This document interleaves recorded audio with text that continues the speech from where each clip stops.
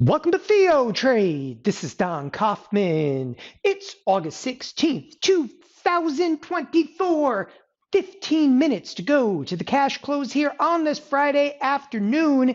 The S&Ps throughout the course of the week absolutely exploding to the upside. On this weekend's update, the rip, the rally, and the aftermath. Look, let's get right into it here on, again, this TheoTrade weekend update. So right now, S&Ps are up a staggering 10 handles. Look, it's like the marketplace completely exhausted itself. There's nothing, absolutely nothing going on today that is exciting.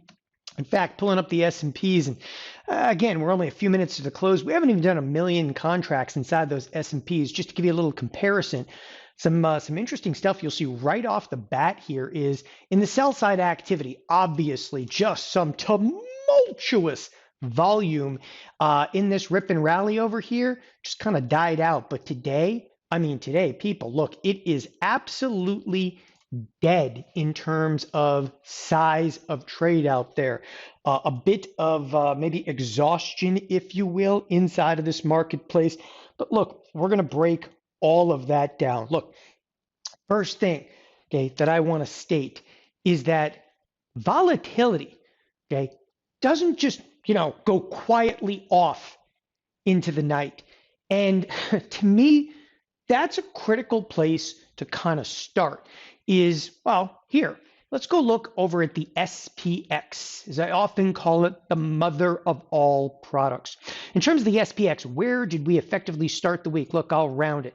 53.50. Where are we right now? 55.50. Yeah, what's 200 S&P points amongst friends?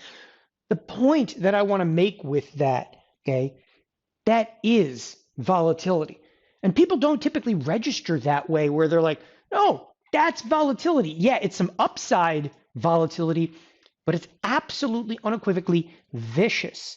And some of the moves that we're seeing, even on an intraday basis, markets, I was just saying a moment ago, seemingly quiet, out of nowhere, 6, 7, 10 handle moves inside of the S&Ps. Literally, as I'm speaking, there is still, heavy, abundance of volatility in this tape. By the way, where it's really prevalent, the NASDAQ, even in yesterday's up move, it's just downright wild when you have 1 minute candles that are 40 and 50 NASDAQ handles, there's some violence still in this tape. And again, I think it's just critically important that we state, like, look, I am totally aware that we rip to the upside. I'm not sitting here trying to get you to bear up, if you will. But I am going to tell you right now, two-sided trade is absolutely, it's just unequivocally, it is alive and it is well. And right off the bat here, as I said, I wanted to show you that because, everybody's looking over here. It's going to be okay.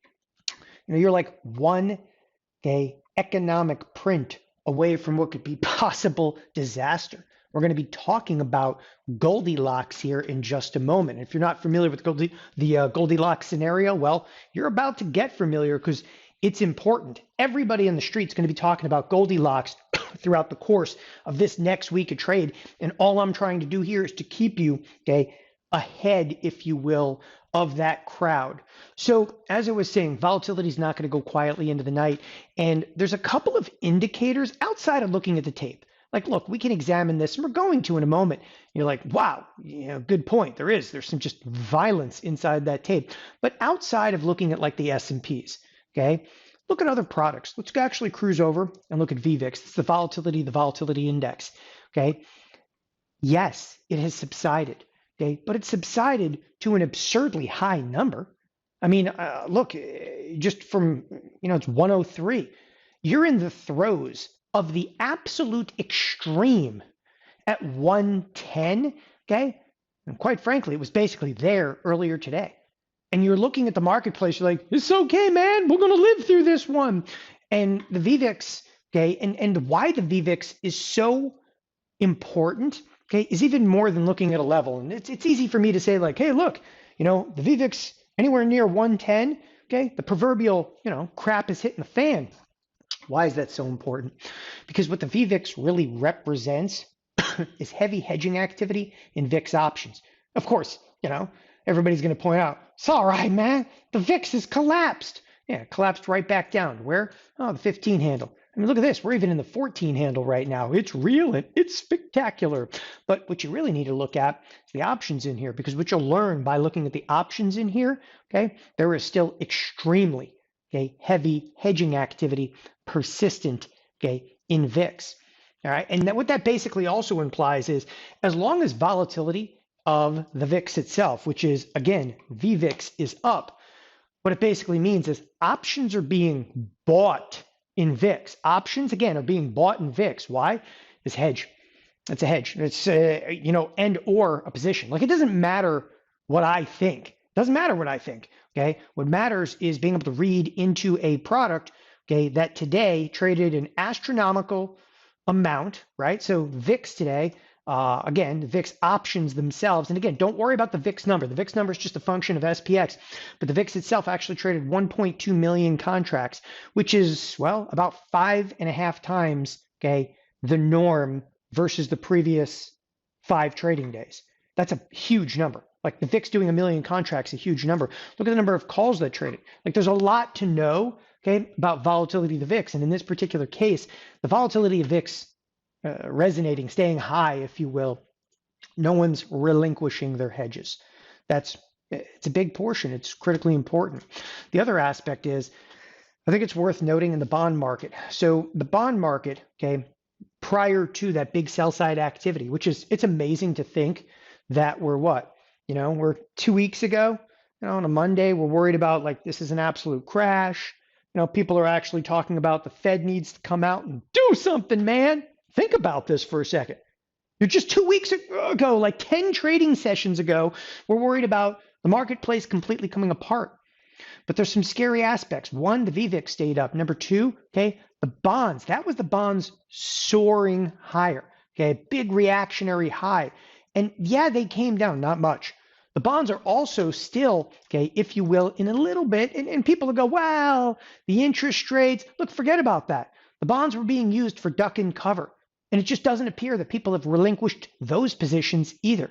Skew, skew is also remaining relatively high. So if you take a look at skew, still at a 143 skew, again, means out of the money put options are still trading for a premium out there. And from there, we can cruise over to the dollar. Now the dollar, well, no one's buying the dollar right now. What they're doing is actually buying yen. So that yen trade is technically back on, But it is interesting. And the reason I'm bringing up the dollar, well, the dollar doesn't look like anybody's hedging. You're right. I don't see anybody going into the dollar to hedge. But what is interesting is the dollar falls. Look at this. Gold smashing to the upside. So is gold headed to the upside because people are actually mitigating risk and buying gold? Yes. Or are they just selling dollar? Yeah, that too. So you have, like, again, what I kind of term like, risk on, risk off assets. There's a lot of things in this marketplace that they're just not right. And they point to considerable risk. Now, meanwhile, the S&Ps absolutely unequivocally, I'm not going to dispute this, they've exploded back up. Is this a key level in here at 5,600? Remains to be seen. I think the first pullback, if there's going to be a pullback, is somewhere right here into this 55.32. It's actually a level that I've talked about quite substantially. Right back here, there's a level in there, 55.32. It's kind of a comfort place for the marketplace. So if we are going to pull back, I realize it's only 40 points away, but if we do pull back, that would actually be the first stop effectively along the way. However, it does, kind of resonate with me. We just came right back up to this recent high. We're going to see. Looks like a big scary monster, doesn't it? Bottom line though, looking at this, I got to be very frank in saying, no matter how many times I look at the tape over here, I don't see anything in these S&Ps that really resonates with me. I even went to 180-day 4-hour. And obviously, somewhere around this 5,600 definitely holds some weight. No question about that. Again, I think the whole thing right now is, you're one economic announcement away from getting just downright wild, which actually brings me to the point of Goldilocks. Listen, if you guys have never heard the term Goldilocks, It has everything to do with being, well, just right. So we have interest rates. Everybody's expecting an interest rate cut. Okay. Everybody's expecting an interest rate cut. In fact, okay, there isn't even a probability for no cut. And what you're looking at right now, okay, happens to be the September probabilities. This is September probabilities. The current rate is 525, 550. We're actually pricing in just about a 74 to 75% chance of a quarter point cut. Yeah, who cares? Okay. But because they're cutting, and then like retail sales numbers came out today, they're pretty good. Walmart had numbers, they're pretty good. Okay. CPI came out basically in line. We're in Goldilocks. Why are we in Goldilocks? And again, what does that mean? Because everything's coming out. It's just right. And okay, we're pricing in cutting rates. Okay. Is it just right? Is it going to be okay? A lot of it is going to depend, like every economic data point that comes out, no matter how minuscule, could really rock this marketplace. You got FOMC minutes coming up this next week, which really fun. I mean, it's kind of after the close, but you also have like Jerome Powell. There are several speeches that are going to be held, okay, which is the Jackson Hole Symposium. But the big one, of course, is going to be Jerome Powell hits the main stage on Friday. Though it's not really pumping a lot of volatility into the marketplace because everybody just anticipates what's he going to do. Okay, absolutely nothing. What does he ever do? I mean, he's become Punxsutawney Phil. Sees his shadow, the groundhog runs back in, and 6 weeks later he appears and says nothing again. Anyway, the vol, okay, for next week, it's crushed out pretty good. I mean, look, 7 days out, you're only expecting a $76 move. Again, we'll look at that more in just a couple of moments. So this Goldilocks scenario, everything right now, as I said, just right, unless any piece of economic data comes out and you can see the marketplace just get absolutely ripped apart. And unfortunately, okay, that is going to be the world we're going to live in now for a while, where good, once again, is going to be good and bad is going to be bad. In previous Goldilocks scenarios, okay, bad data coming out indicated cutting interest rates. In this scenario, bad data coming out would actually be very deflationary. They're going to cut rates anyway. People would panic on that. Okay, I can say there's at least one positive tone out of this, and that's, again, in a bigger sense, markets are reacting. Good news is good and bad news is bad. That people, that's a step in the right direction, okay, to say the least, from where we've been. And it's a far departure from anything that you've seen for many years in this marketplace. We came out of a marketplace that, a year ago was cheering, okay, the worse the data was. They're like, yeah, they're going to cut rates. We're finally going to cut rates, it looks like, in September. But again, every economic print that comes out, unfortunately, okay, is going to carry weight. And it's going to be Mr. Toad's wild ride. Every single one of these, okay, where you're getting, PMI out there. And I mean, it's amazing that jobless claims, okay, that's not even like B-level data. Like that comes out every single week and nobody cares. Everybody cares right now, okay? It's literally, you're getting through some of these jobless claims by the skin of your teeth. And that's why I got to tell you, the Goldilocks is here until it's not. Be extraordinarily careful. Okay, especially around announcements and carrying positions. And I stress that, okay, because we've also noticed a very interesting phenom in the marketplace. It's what I call 100 billion issues. Starbucks, Intel, Nike. I actually show you exactly how this goes. Again, many of us here at TheoTrade have been in the business 15, 20, 25 years. And even during the dot-com boom, yeah, I'm old enough to remember that, even during the dot-com boom, you just didn't see moves like we're seeing right now. And I'm going to start, okay, with Starbucks to make a quick point, okay, of how really wild the marketplace presently is. And when I'm talking about wild, downright unruly moves, okay, that theoretically and mathematically cannot exist are happening time and again. And they're not happening in some little stock called Joe's tree cutting service, We're talking about mega market cap, people. I start with Starbucks to make just a very brief point because to even explain how many sigma the move is, okay, first of all, Starbucks about $100 billion market cap. By the way, to make my cut for this little discussion, it had to have $100 billion market cap or greater. But you got to, reference the point that there's not that many $100 billion market caps out there. So that greatly diminishes even the field of view that we're looking in. Nevertheless, look at some of the gaps in here. Now, this is obviously earnings, stock moving from 88 effectively down, but it wasn't the move down that actually caught our attention. Okay, it's this move right here this week. And check this out from auto expected moves. And again, I'm just going to kind of zoom in and highlight this for a second, okay, which is it's almost difficult because it's such a substantial move. It's kind of skewing the chart. This is a stock, okay, Starbucks, that was supposed to have, roughly speaking, a $2 move higher or a $2 move lower throughout the course of the week, okay? Actual move, well, pretty easy.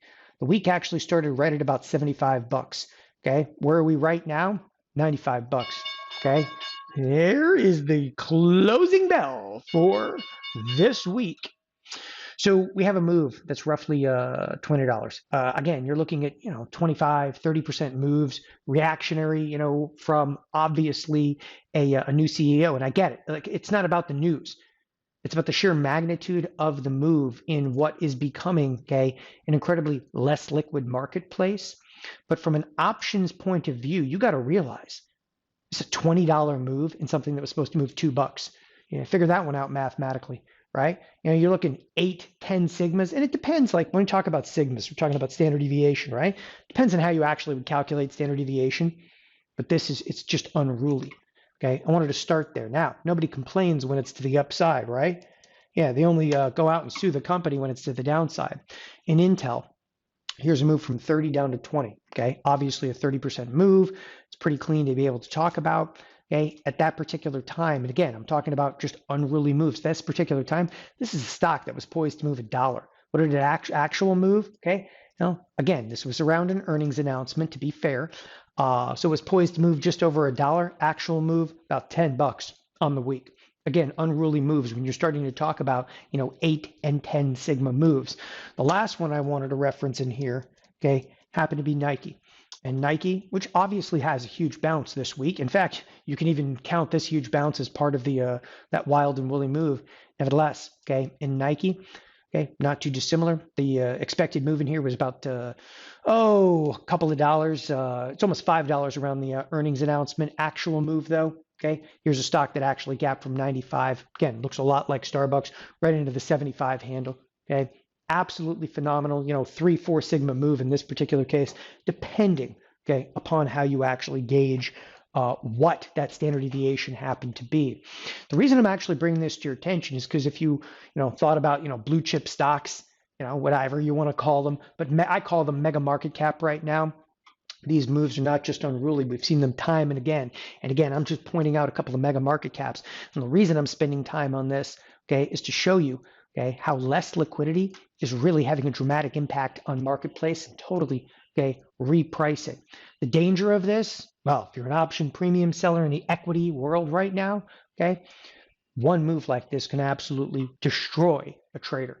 So selling naked premium inside of major, okay, stocks right now, it's the, least safe that I've seen it, okay, since I've been in this business. And it's saying quite a bit, even through the dot-com bubbles, okay? These are gaps that are absolutely unheard of, okay? And again, it doesn't matter whether you're long, whether you're short. That's not the argument over here. It's the sheer magnitude of the moves. I could probably even throw stuff like Disney into this category, which a massive gap down over here. Stuff like this, again, should not exist in a market. And we've seen it sequentially time and again.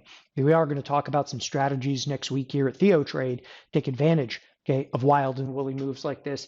Nevertheless, okay, it's a stark warning to anybody about how extreme some volatility really is, okay, just outside of, the S&Ps. The equity marketplace right now is not doing a great job of handicapping forward risk.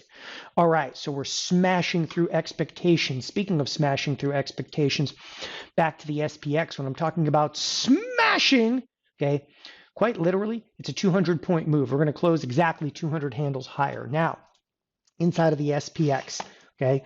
For this week of trade, we were looking for plus, okay, 120 or minus 120. Well, we got that and then some. As I said, it was about a $200 move. So you're almost in 2 standard deviation territory. Not quite, but you're almost into 2 standard deviation territory on what was already pricing, okay, to be a very wild week. Moreover, when I'm talking about smashing expectations, you'd have to look at the QQQ just shy of also a 2 sigma move, okay? The financials just outside their expected move. And of course, last but not least, just bringing up the energy sector inside the expected move. What do you learn from looking at those? Well, you learn real quick. It's all about tech. Tech came back onto the scene this week. Okay, Apple, strong bid back. Okay, Amazon, wild bid back. Amazon, huge bid off of Walmart's earnings. Google, okay, all right, Google, you got me here. Finished massively unchanged, even though they're talking about breaking the company up.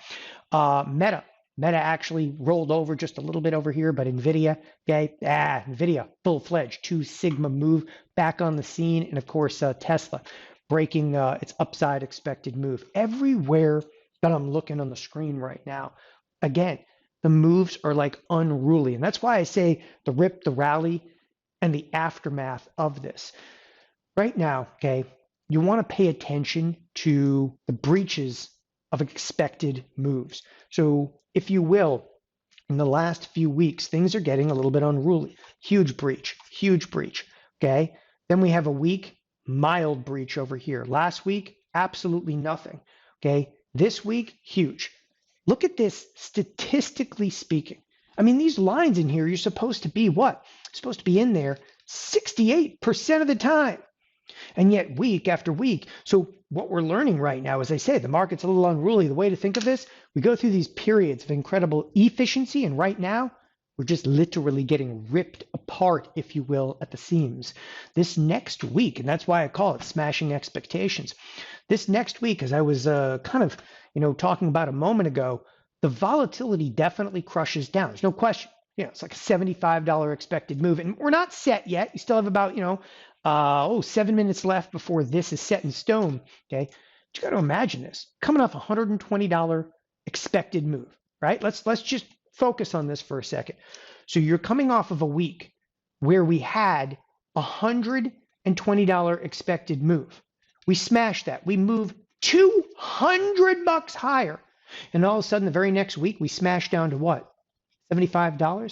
Does that seem right? I got to tell you, right now, I would take the over. Greater than $75 is what I would look for. This next week in the short duration, wouldn't be a premium seller over here. And I sit back and kind of take the marketplace as it comes, right? Again, there's still a lot of signs of risk on the table. Focus less right now on that chart, okay? And more on things like VVIX and SKU and bonds and dollar, okay? We can latch on to some S&P levels. But you got to look at big picture.